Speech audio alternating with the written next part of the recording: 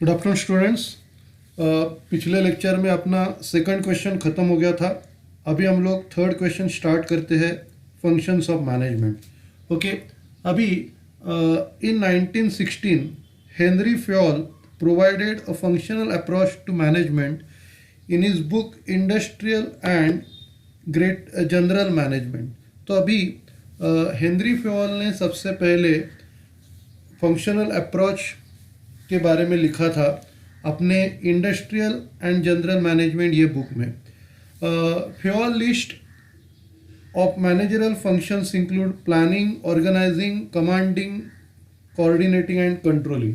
तो फ्योल के लिस्ट में क्या क्या इंक्लूड है?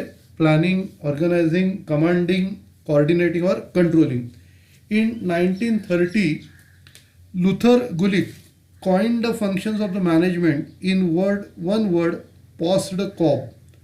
तो इसमें क्या क्या इंक्लूड है? Planning, organising, staffing, directing, coordinating, reporting और बजटिंग। तो उसने मैनेजमेंट के सभी फंक्शंस को इकट्ठा करके एक वर्ड बनाया था, पोस्ट कॉब। अभी हर एक फंक्शन हम लोग देखेंगे। सबसे पहला जो फंक्शन है प्लानिंग। तो James Toner states, planning is the process of establishing goals and a suitable course of action for achieving these goals। तो प्लानिंग क्या होता है कि सबसे पहले गोल्स क्या क्या है उनको एस्टैब्लिश करना और उनके लिए क्या एक्शन लेना है वो भी एस्टैब्लिश करना। अभी उसके बाद हम लोग उसके स्टेप्स देखते हैं। The main steps in planning are stated as follows. सबसे पहला, analysing the internal environment to identify strengths and weaknesses of the organisation. सबसे पहला इंटरनल एनवायरनमेंट को एनालिस करना, उसके स्ट्रेंथ और वीकनेसेस ऑर्गेनाइजेशन के अपने को उससे समझ में आते हैं। फिर उसके बाद एक्सटर्नल एनवायरनमेंट को एनालिसिस करना, जिससे अपने को उसके अपॉर्चुनिटीज़ और थ्रेट्स समझ में आते हैं। बाद में setting clear and realistic goals, मतलब ऐसे गोल्स आप लोग डिसाइड करो कि जो अचीव कर सकते हैं। जो अचीव नहीं कर सकते वो गोल डिसाइड मत करो और क्लियर लिखो एक पेपर पे। फ्रेमिंग अल्टरनेटिव प्लान्स, बाद में वो कैसे अचीव करने का उनके 5-10 प्लान बनाओ। उसके बाद study evaluate the alternative plan, हर एक प्लान को के बारे में सोचो कौन सा इजी आपको पड़ेगा, कौन सा इजी पड़ेगा उस प्लान को आप लोग सिलेक्ट करो। Select the best suitable plan, वही मैंने बोला कि जो भी इजी प्लान रहेगा वो आप सिलेक्ट करो। बाद में इम्प्लीमेंटिंग द प्लान, उस प्लान को इम्प्लीमेंट करो। उसके बाद review of the plan, plan को रिव्यू करो कि वो बराबर चल रहा है क्या नहीं चल रहा है। तो ये स्टेप्स प्लानिंग में होते हैं। उसके बाद में दूसरा स्टेप है organising. Lewis Allen states organizing is a process of identifying and grouping of the work to be performed, defining and delegating authority and responsibility, and establishing relationships to accomplish object। तो इसका बहुत बड़ा definition है, लेकिन definition easy है। अभी organising के बारे में क्या बताता है कि ये प्रोसेस है कौन सा काम करने का, उस काम को आइडेंटिफाई करना और फिर उनके कामों को ग्रुपिंग करना, डिफाइनिंग करना। ग्रुप करके डिफाइन होने के बाद हम लोग क्या करते हैं, लोगों को काम देते हैं, उनको अथॉरिटी डिलीगेट करते हैं और उनको उनकी रिस्पॉन्सिबिलिटी भी समझाते हैं कि ये क्यों काम करना है और तुम किस चीज़ के लिए जवाबदार हो।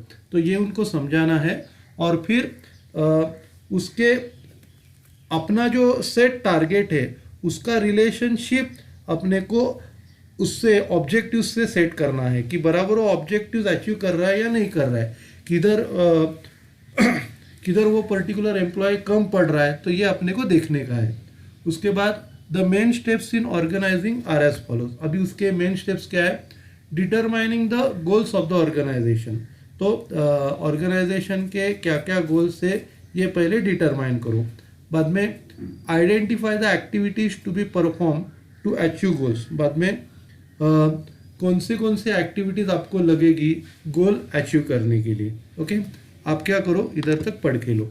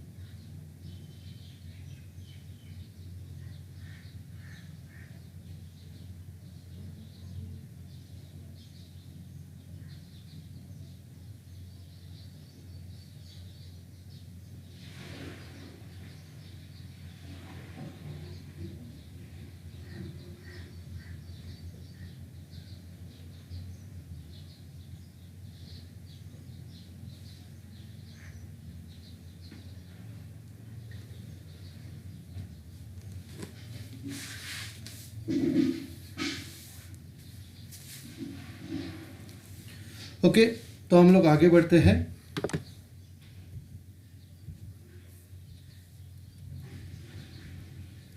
तो नेक्स्ट पॉइंट है grouping of related activities into department, मतलब हर एक डिपार्टमेंट को आप अपना काम दे देने का, बाद में फिर उनको उनकी रिस्पॉन्सिबिलिटी और अथॉरिटी डिफाइन करने की, बाद में जो भी मैनेजर्स है उनको अथॉरिटी देने की कि वो पर्टिकुलर काम की जिम्मेदारी उनकी है, उनको वो पूरा काम अपने लोगों से करवा के लेने का है। बाद में मेकिंग अरेंजमेंट ऑफ रिसोर्सेज, तो सिर्फ जवाबदारी नहीं देनी है, उनको जो चीज़ लगने वाला है वो अवेल करके उनको देना है। बाद में allocation of resources to various activities department, उसके बाद जो भी रिसोर्सेज अपने पास आया है उनको अपने को अलग अलग डिपार्टमेंट में भेजना है।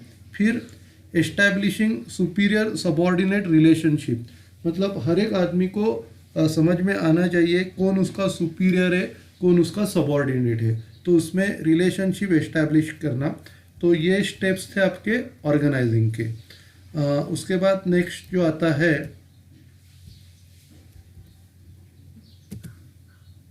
प्लानिंग हो गया या ऑर्गेनाइजिंग हो गया। थर्ड स्टेप रहता है स्टाफिंग। स्टाफिंग मतलब लोगों को अपॉइंट करना और उनसे काम करा के लेना।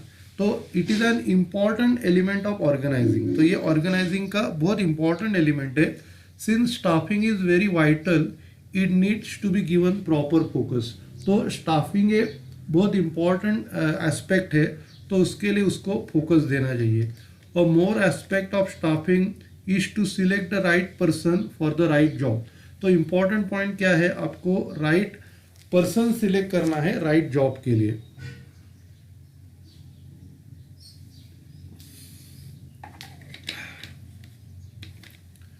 Staffing also involves placing the right person at right job. सबसे पहला राइट आदमी को राइट जगह अपॉइंट करना, बाद में उससे परफॉर्मेंस अप्रेजल करना कि वो कितना परफॉर्म किया है, हर ईयर उसका परफॉर्मेंस देखना, मतलब परफॉर्मेंस अप्रेजल बोलते हैं। फिर मोटिवेशन ऑफ एम्प्लॉयज़ को मोटिवेशन करना, बाद में प्रमोशन एंड ट्रांसफ़र, मतलब उनको प्रमोट करना बड़े पोस्ट पे, या उनको अगर ज़रूरत पड़े तो ट्रांसफ़र करना। फिर ट्रेनिंग एंड डेवलपमेंट, उनकी ट्रेनिंग और डेवलपमेंट करा के लेना। और लास्ट और सबसे इम्पॉर्टेंट पॉइंट है रिटेंशन ऑफ एम्प्लॉयज़, मतलब एम्प्लॉयज़ को मेंटेन करना, कोई भी एम्प्लॉय अपना जॉब छोड़ना नहीं चाहिए। तो ये सब स्टाफिंग में आता है। उसके बाद नेक्स्ट पॉइंट है डिसीजन मेकिंग। तो decision making it is N essence of management. तो इसेंस मतलब क्या है, मैनेजमेंट की जवाबदारी है कि उनको डिसीजन लेना है एक पर्टिकुलर चीज़ का। तो ये सबसे इम्पॉर्टेंट फंक्शन है मैनेजमेंट का। Every function of management involves decision making. हर एक मैनेजमेंट का फंक्शन है, उसमें डिसीजन मेकिंग ये होता ही है। James Stoner defines decision making as the process of identifying and selecting a course of action to solve a specific problem.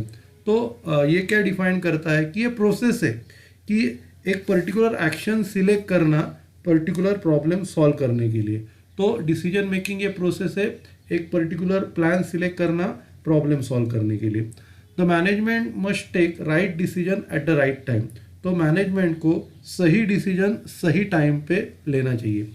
Managers need to be proactive in decision making.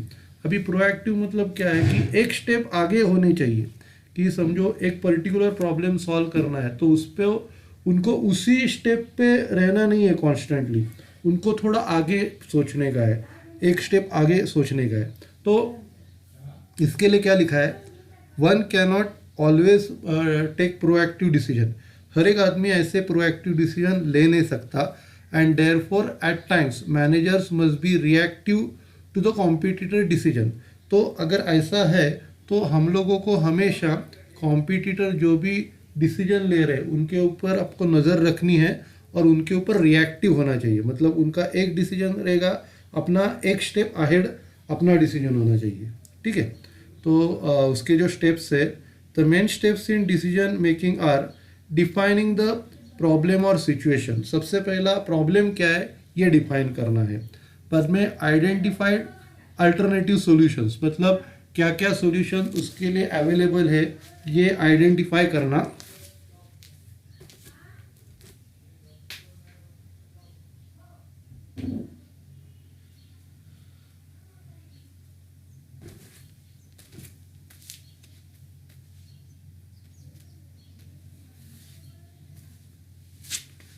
फिर evaluate alternative solution, तो जो भी solution अपने पास available है उनको evaluate करना।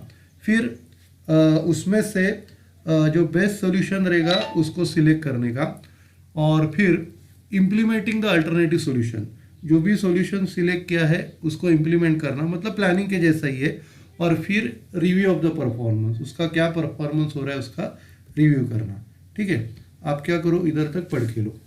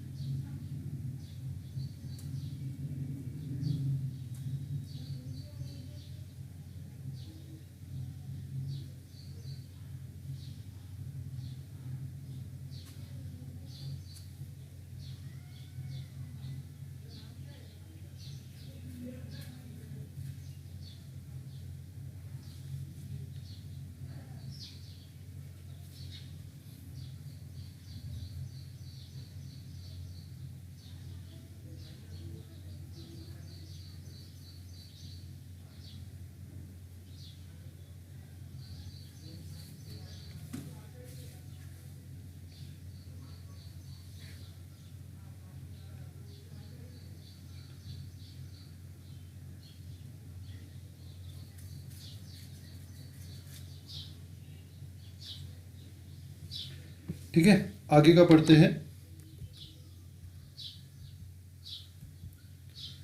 Next point है directing. तो सिर्फ लोगों को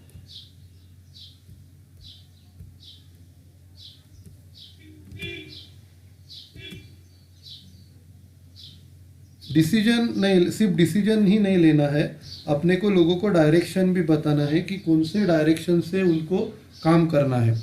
the plans may be best feasible ones, the activities may be systematically organise,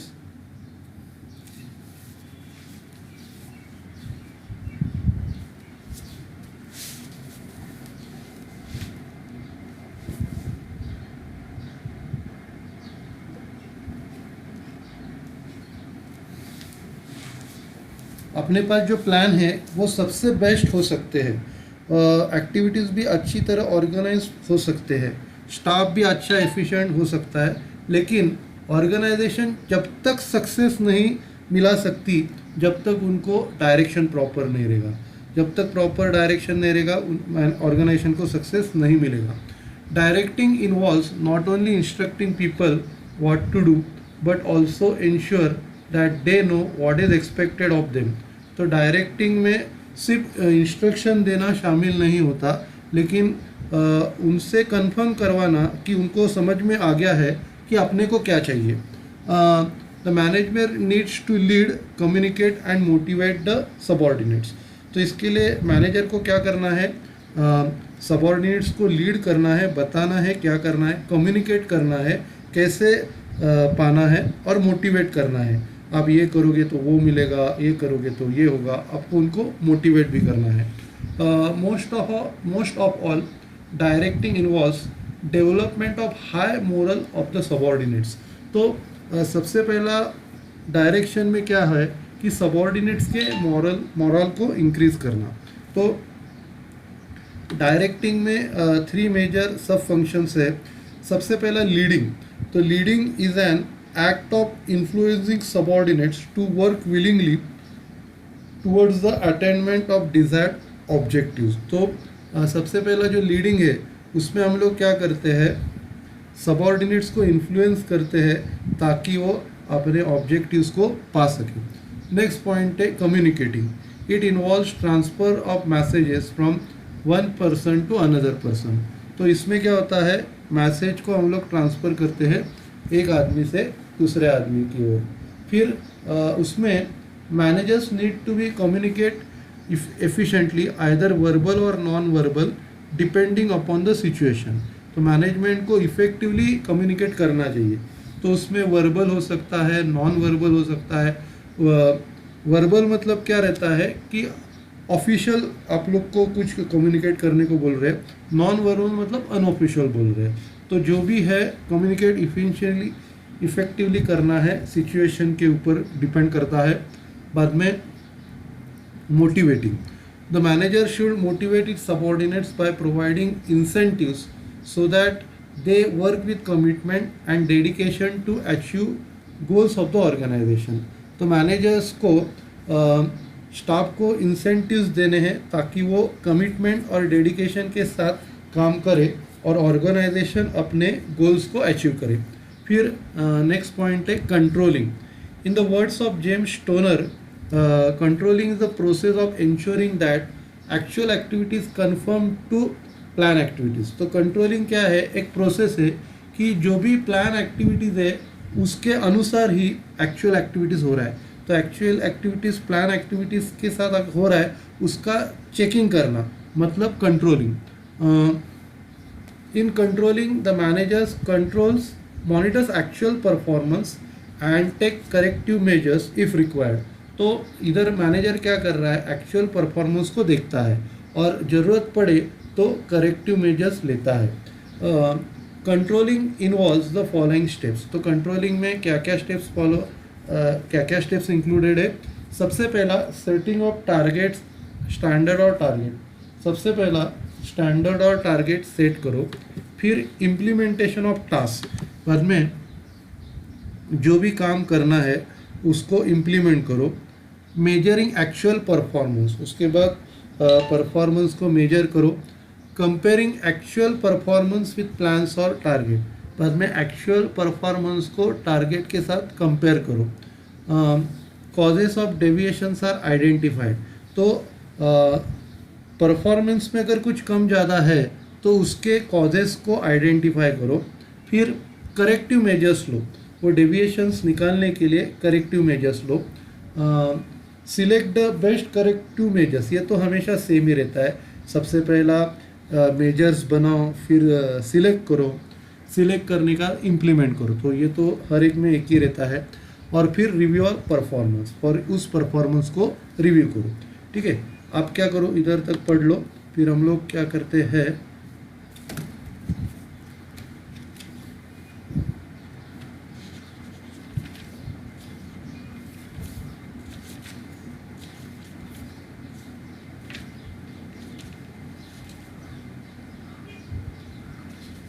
ठीक है, आप इधर तक पढ़ो, फिर हम लोग बंद कर देते हैं। ओके,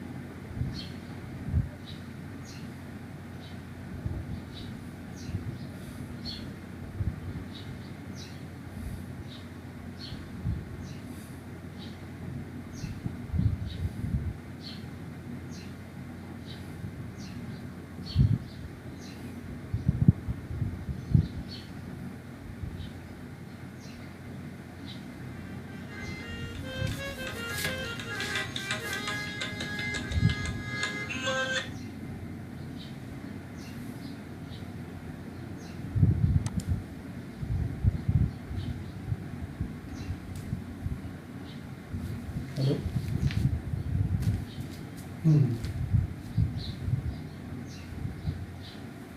हम्म,